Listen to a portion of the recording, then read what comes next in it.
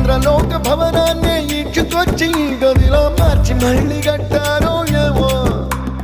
మాయజాలము తెలుసు మంత్రగారడి తెలుసు రెంటి కన్న ఇది ఇంకోటేమో నీలాకాశం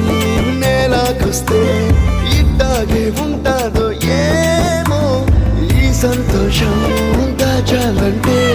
హృదయాలు ఓ వంద కావాలేమో ఇంతందంగా ఉంటుందా